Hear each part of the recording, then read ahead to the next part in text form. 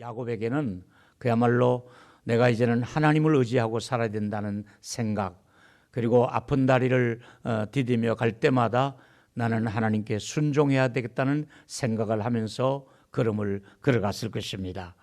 이제 야곱이 살아가는 이 모습 속에 우리들이 살아가는 모습과 비슷한 모습을 발견하면서 오늘 설교에서 몇 가지 나누고 싶은 것은, 첫 번째로 원수의 마음도 하나님께서 만져주시는 경험을 하고 있지 않습니까? 사실은 야곱과 에서의 관계는 그렇게 편안한 관계가 아니요 불편한 사이였습니다. 어떻게 되었습니까?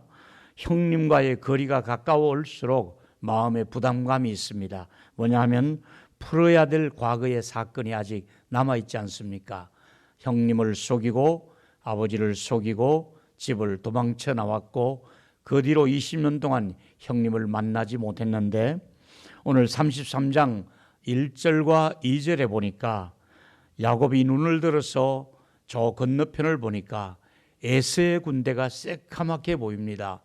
줄잡아 400명이라고 하는 이 군대들이 이제 야곱이 이쪽으로 넘어오기를 기다리고 있다는 것입니다.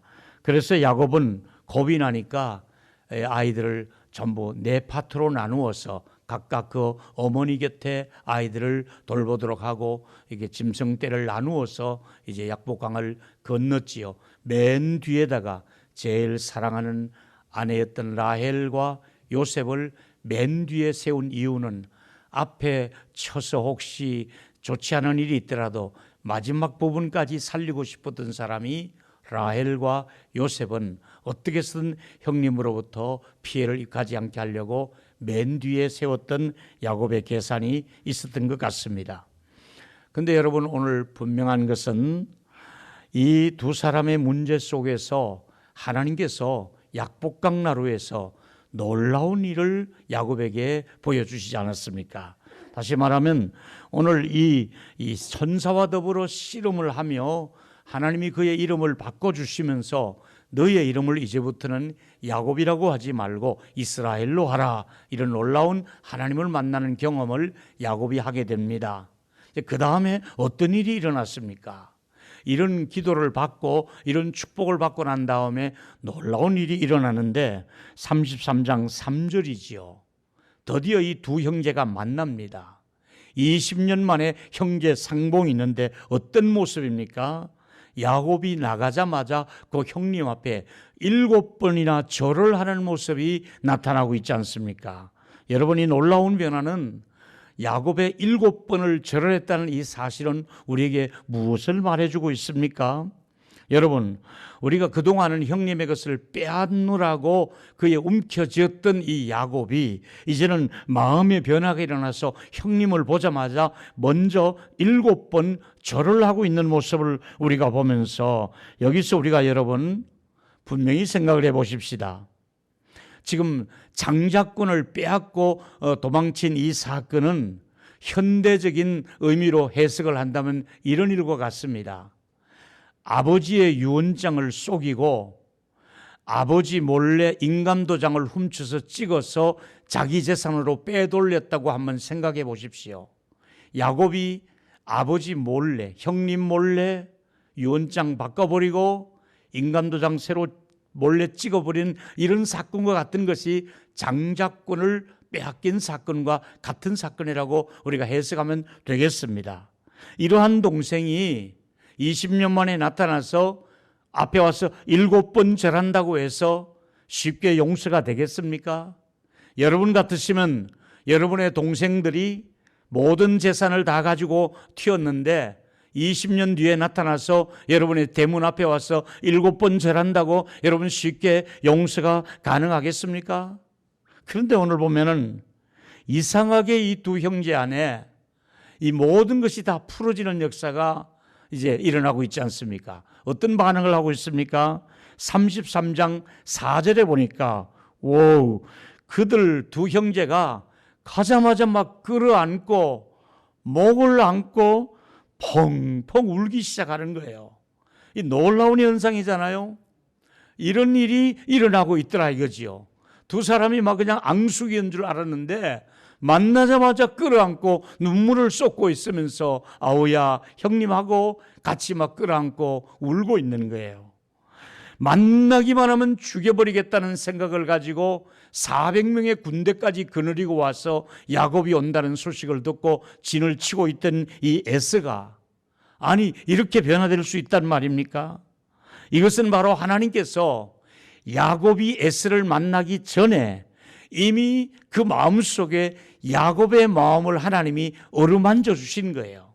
하나님께서 야곱의 마음 속에도 변화를 주셨지만은 에서에게도 이미 변화를 주셔서 이미 따뜻한 마음으로, 부드러운 마음으로, 너그러운 마음으로 그렇게 형제 상복을 하나님이 시켜주신 것이지요. 이것은 우리에게 뭘 말해주고 있습니까? 우리도 여러분 어떤 일에 하나님 앞에 내가 마음을 쏟고 내 자신이 회개를 하고 나면 놀라운 가운데 나도 변하지만은 상대방에게 놀라운 변화를 허락해 주셔서 서로가 불편하고 힘들었던 관계를 하나님이 내가 변하고 나면 상대방의 마음도 얼마든지 변화시킬 수 있다는 것을 우리에게 보여주고 있는 것입니다. 문제는 내가 먼저 변하는 것이 우선순위가 내가 먼저 변하는 것입니다. 그래서 잠언 기자는 잠언 16장 7절에 이렇게 말씀했습니다. 사람의 행위가 여호와를 기쁘시게 하면 그 사람의 원수라도 그와 더불어 화목하게 한다고 했습니다. 세상의 원수로서 지낼 사이인데 하나님을 기쁘게 했더니 하나님이 은혜를 주시니까 원수와 더불어도 화목의 역사를 이루어 주신 분이 하나님이라고 말씀하고 있지 않습니까? 여러분, 이 문제는 야곱 스스로가 해결한 문제가 결코 아니었습니다. 여러분, 이것은 에서가 한 일도 아니고 야곱이 한 일도 아니라 이 화해의 주선을 누가 하셨느냐면 하나님께서 야곱은 야곱대로 에서는 에서에게 그런 마음을 주셔서 형님을 만나자마자 7번 절할 마음을 주시고 또 그 형님은 아우를 만나자마자 목을 끌어안고 눈물을 흘리게 되는 이 과정 속에는 하나님께서 이 두 형제 속에 역사하고 있는 것을 우리가 볼 수가 있지 않습니까? 오늘 이 자리에 계신 저와 여러분, 또 가정에 계신 저와 여러분, 여러분들에게 주님께로부터 관계가 먼저 회복이 되면 나와 주님의 관계가 회복이 되고 내 자신의 문제가 해결되고 나면 그 다음에 가족들의 문제, 지인들의 문제, 직장에서의 문제, 모든 것들은 하나님께서 얼마든지 우리 안에서 화해를 할 수 있게 하시고 화목할 수 있도록 그런 은혜를 주시기 때문에 이번 연말에 하나님께서 저와 여러분의 가정에도 가문에도 교회 안에서도 이런 화해되는 역사가 있게 되기를 주의 이름으로 축원하겠습니다. 두 번째 말씀은 이제 두 형제의 마음을 어루만져 주시는 그 하나님의 모습이 더 구체적으로 나타납니다. 두 형제에게 하나님이 어떻게 역사하고 있습니까? 지금 두 형제가 끌어안고 얼마를 울었는지 모릅니다. 20년 만에 만나 상복을 하고 울면서 서로의 얼굴을 만지면서 끌어안고 울었습니다.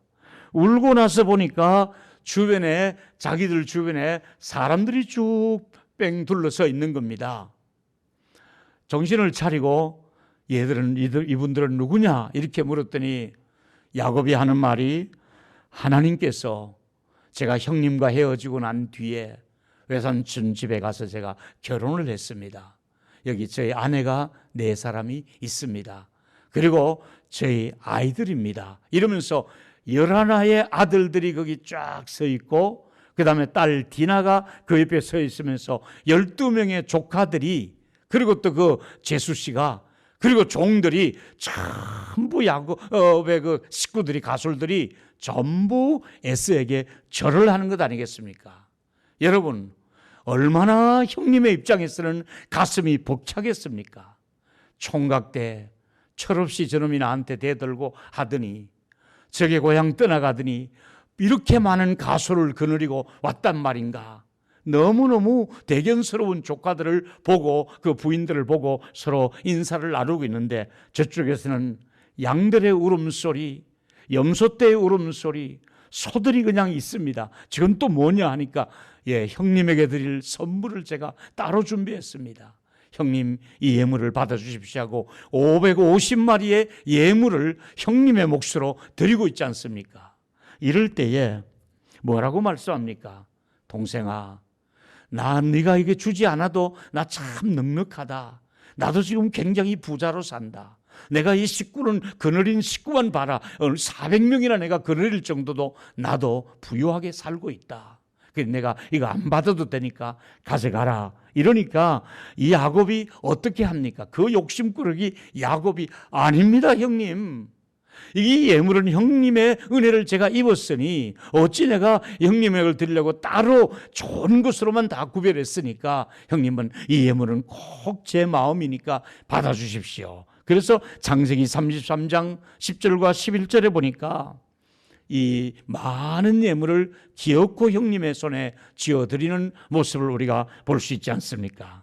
그래서 이제 형님 예물을 꼭 받아달라고, 이래야만이 내 마음이 조금이라도 형님에 대한 미안한 마음을 이 예물을 통해서 제가 이 제물을 드립니다 하고 그렇게 드리게 됩니다. 여기서 이제 형님과 동생 간에 화해 도장을 찍고 나니까, 눈물로 그것도 상봉을 하고 나니까, 이야, 그 형님 입장에서는 얼마나 행복한 순간이 되겠습니까? 이때 야곱이 또 유명한 고백을 하나 하게 됩니다. 뭐라고 고백하냐면, 형님을 만나고 얼굴을 쳐다보면서 야곱의 입에서 나온 고백이, 형님의 얼굴을 보니 하나님을 뵙는 것 같습니다. 하나님의 얼굴을 뵙는 것 같습니다. 이 말을 하게 되는 거예요. 이제 그는 20년의 감옥에서 풀려나오는 그런 모습으로 야곱은 20년 동안의 마음에 쌓였던 숙제를 다 풀어버렸습니다. 감옥에서 나오는 그런 모습으로 이제 형제가 얘기를 하고 있습니다. 쌓였던 힘든 것들을, 이제 불편함의 모든 문제를 하나님이 다 해결해 주고 있지 않습니까? 여러분들에게도 혹시 살아오면서 누군가 불편해서 마음의 섭섭함이나 또 여러 가지 개운치 않은 감정 처리 때문에 혹시 여러분이 주저하고 있는 분이 있다면, 하나님이 기도하시는 가운데 여러분이 직접 못하실 일을 우리 하나님이 친히 가셔서 위로해 주시고 격려해 주시고, 또 여러분들과 서로가 좋은 관계를 유지할 수 있도록 우리 하나님이 그렇게 은혜를 주시기를 축복하겠습니다. 또 하나 중요한 것은, 여기서 이제 형님이 오히려 한 수 더 떠서 동생을 도와주겠다는 겁니다. 아우야, 내가 너를 도울 것이니까 나하고 같이 동행하자고. 33장 12절에서 17절 보니까 뭐라고 말합니까? 에스가 이르되 우리가 떠나자. 내가 너와 함께 동행하겠다. 내가 너희를 앞에서 인도할 테니까, 아무도 너를 해치지 못하도록 우리 부하들이 너를 보호할 것이니까, 나의 군사들이 너와 같이 할 것이니까 같이 가자, 이렇게 얘기를 합니다. 그런데 야곱은 뭐라고 얘기합니까? 13절에 보니까 형님도 아시거니와 자식들은 아직 어리고 많이 빨리빨리 걸을 수 없는, 특히 또 짐승들의 새끼들이 많으니 하루만 대게 몰면 짐승들이 피해를 많이 입을 것 같으니, 형님 제가 아이들의 걸음대로 이 어린 짐승들처럼, 그리고 천천히 형님의 뒤를 따라 형님의 계시는 고향을 나중에 갈 테니 형님 먼저 가시고 저는 뒤따라가겠습니다. 이렇게 해서 잠깐 형님하고 또 헤어지는 순간이 오게 됩니다. 여기서 여러분, 에스가 앞에서 인도해 주겠다 할 때 따라갈 수도 있는데, 왜 형님과 속도를 맞출 수 없으니 저는 뒤에 따라가겠다 그러고 형님과 거리를 둡니까? 왜 형님의 호의를 거절할까요? 이는 바로 혹시 형님이 또 마음이 변해서, 또 내 재산이 많으니까, 또 형님이 혹시 나를 해코지하면 어떡해, 또 형님이 마음이 변해서 혹시 나를 또 가해하면 어떡해, 혹시 내 또 자녀들에게 또 몹쓸 말하면 어떡해, 아마 두려웠던 것 같습니다. 그래서 말은 천천히 따라가겠습니다. 어린 아이들 데리고 어린 짐승들 같이 가기가 좀 벅찹니다. 이렇게 해서 좋게 말은 했지만은 그 속에는 여전히 형님을 속이는 야곱의 기질이 또 나옵니다. 회개도 해놓고 은혜도 받고 결심도 잘 해놓고 결국은 다시 야곱으로 돌아가는 우리들의 모습을 볼 수 있지 않습니까? 하나님 보시기에 이럴 때 뭐라고 말씀하실 것만 같습니까, 여러분? 야, 야곱아, 넌 정말 해도 너무한다.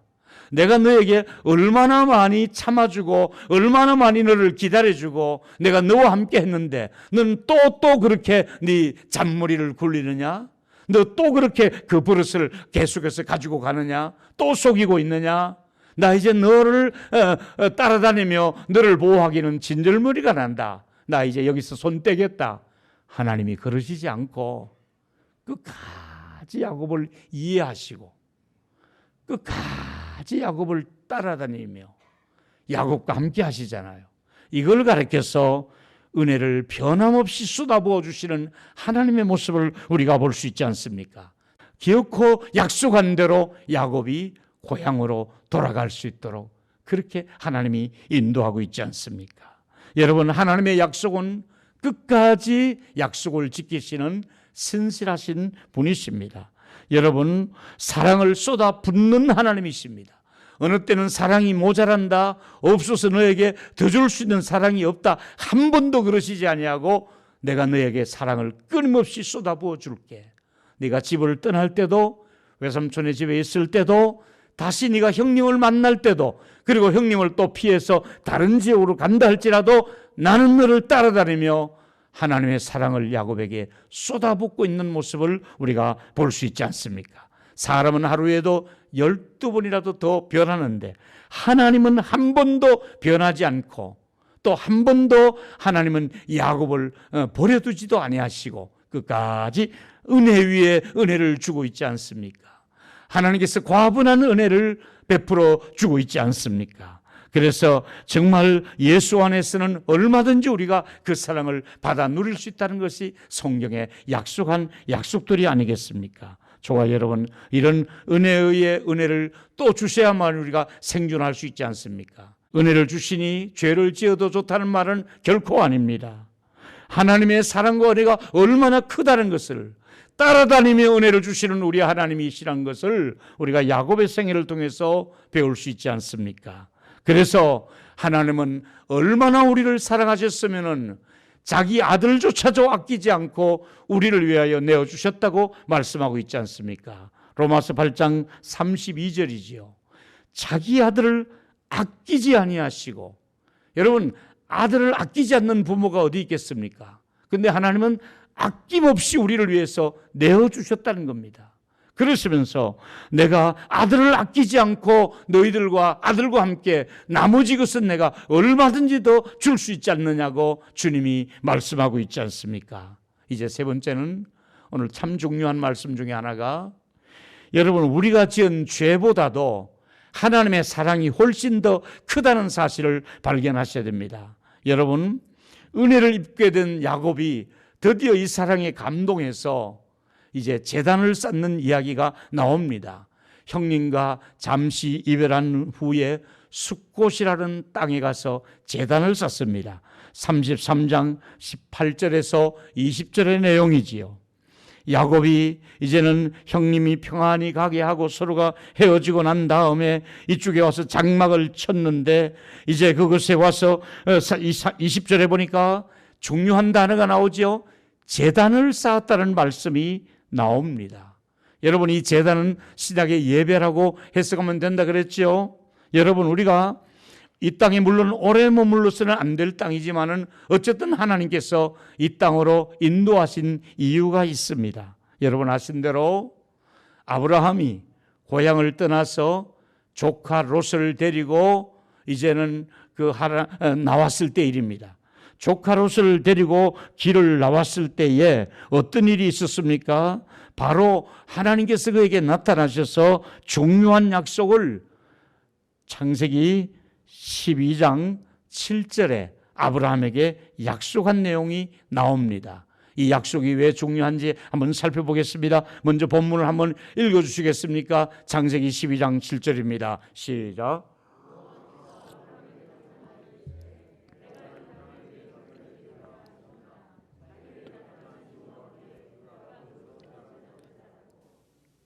아브라함이 머물고 있는 이 땅을 너와 내 자손에게 내가 줄 것이다 약속을 합니다. 그리고 아브라함은 그곳에서 제단을 쌓았습니다. 그런데 여러분, 이때 아브라함의 나이가 75세였습니다. 부름을 받아서 이제 하나님 앞에서 제단을 쌓았습니다. 근데 그때 자녀가 없는 아브라함에게 약속하시기를 앞으로 너에게 하늘의 별과 같고 바다의 모래와 같은 자녀들을 내게 줄 것이다 하고 약속을 했습니다. 그 약속이 25년 지나서 이제 100세에 아브라함은 아들을 낳게 되었습니다. 그런데 또 세월이 흐르니까 그 아들 이삭에게서 또 야곱이 태어났잖아요. 근데 그 야곱이 이번에는 또 그 손자잖아요. 아브라함의 손자가 아브라함이 예배를 드렸던 그 장소에 와서 제단을 쌓으며 예배를 드리고 있는 거예요. 또 그 후손들까지 같이 와서 말입니다. 야, 이거 놀랍지 않습니까? 하나님의 말씀은 반드시 이루어진다는 것을 증명해 보이고 있는 사건이 바로 아브라함에게 약속했고 제단을 쌓으면서 받았던 그 말씀이 이제는 그 먼 훗날 이제는 그 손자의 또 손자들이 와서 후손들이 와서 제단을 쌓으며 예배를 드리고 있지 않습니까? 여러분, 고향을 떠날 때 약속을 지켜주신 그 하나님께서는 계속해서 약속을 지키시는 하나님 아니십니까? 창세기 28장 15절에도 보니까 내가 너와 함께 있어 네가 어디로 가든지 너를 지키며 너를 이끌어 이 땅으로 돌아오게 할지라 내가 내게 허락한 것을 다 이루기까지 너를 떠나지 아니하리라. 여러분, 아브라함에게 약속한 약속이 야곱이 이 약속에까지 계속해서 야곱에게까지 야곱의 그 후손들까지 그 약속을 이루어 가시는 하나님을 볼 수 있지 않습니까? 이제 결론을 이렇게 준비했습니다. 나를 끝까지 포기하지 않는 하나님의 사랑, 그분이 나의 아버지이심을 감사하시기를 바랍니다. 두 가지 말씀, 세 가지를 드립니다. 내가 먼저 은혜를 받으면 원수의 마음도 하나님이 만져주신다는 것을 경험하시면서 혹시 여러분에게 조금이라도 불편했던 사람이 있으면 예배와 함께 여러분의 삶 속에서도 화목해지는 역사가 있기를 축원하겠습니다. 두 번째 얘기했죠. 형제들의 마음을 만져주신 하나님께서 우리 주변에 그 누군가 내가 그 관계 속에서 좀 더 따뜻한 관계, 좀 더 아름다운 관계, 좀 더 사랑하고 축복할 수 있는 이런 관계로 서로 목을 끌어안고 서로 도움을 주려고 하는 이런 관계로 발전을 주시는데 바울은 이런 부분에서 하나님의 사랑을 이렇게 말합니다. 로마서지요 8장 38절 39절에 보니까 확신합니다. 바울은 뭘 확신합니까? 그가 살아가는 동안에 죽는 일이 있다 할지라도 또 살든지 죽든지 사망과 생명 그 중에서 천사들이나 권세자들이나 또 현재 어떤 일이 있든지 장래 어떤 일이 있든지 간에 높은 일이 있든지 낮아짐이 있든지 간에 어떤 피조물도 우리 주 예수 그리스도 안에 있는 하나님의 사랑에서는 끊어질 수 없다는 겁니다. 제가 이 말씀에 의지해서 축복하겠습니다. 여러분의 가문에 하나님의 사랑이 절대로 끝나지 않는다는 것을 믿기를 축원하겠습니다. 하나님의 약속하신 이 놀라운 은혜는 여러분의 당대에 머물지 않고 누가 우리를 그리스도의 사랑에서 끊으리요? 아무도 그리스도 예수 안에 있는 하나님의 사랑에서 여러분이 끊어내지 않도록, 심지어 코로나가 극성을 부리며 많은 우리 주변 사람들이 이렇게 감염되어 가는 이 시점에서도 하나님께서 우리 모두를 보호하시고 우리와 함께 하셔서 우리가 하나님의 사랑 안에 머물 수 있는 저와 여러분이 되기를 축원하겠습니다.